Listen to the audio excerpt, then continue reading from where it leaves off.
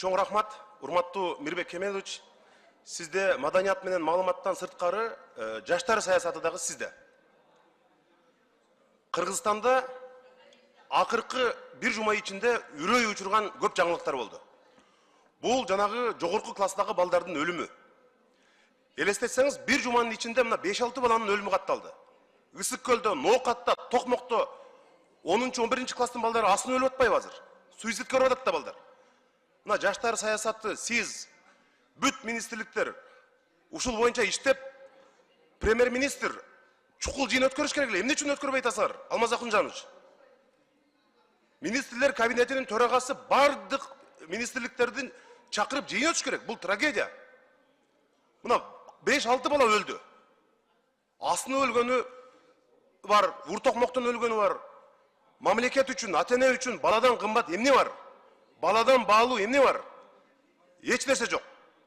Ошондуктан мындай түшүндүрүү иштери боюнча Ички иштер министрлиги, Маданият министрлиги, Билим берүү министрлиги ыкчам иштерди алып барыш керек. Түшүндүрүү иштерин жүргүзүш керек.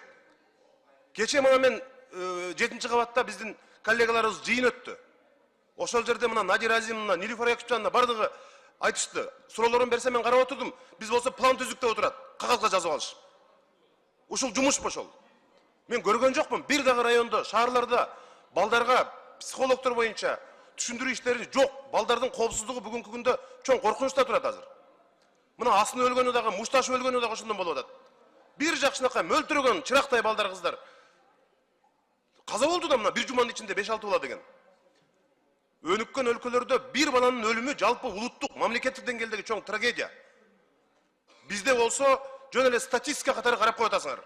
Бир жуманын ичинде ушунча бала көз жумду деп. Балдарга болгон мындай мамиле болбойт. Ушул жумадан калбай премьер-министр чукул жыйындарды өтүш керек. Координациялык кеңешти чогултуп керек болсо. Эмне үчүн балдарга мындай мамиле болуп атат? Эмне үчүн балдарды мындай кароосуз калтырып койдук деп. Ушундай өнүккөн заманда, технология өнүккөн заманда ар бир мектептин бурчуна керек болсо видео көзөмөлдөрдү онлайн режимде коюп, ички иштер органдары дагы иштеш керек да, психологдор иштеш керек эле. Мына ушул маселени жаштар саясатында бүт караш керек. Мирбек Кемелович, ушуну сиз бүгүн министрлер кабинетинин төрагасына айтып, баланын коопсуздугу биринчи кезекте болуш керек бизге. Андан өткөн бизге башка нерсе кереги жок. Баладан өткөн бакыт, баладан өткөн байлык жок. Бул мамлекет.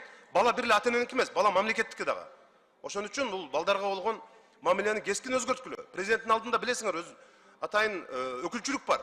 Алар эмне иш кылып атат? Мына канча жылдан бери. Иш алып барыш керек эле да, эмне үчүн токтоп калдыңар билбейм мен.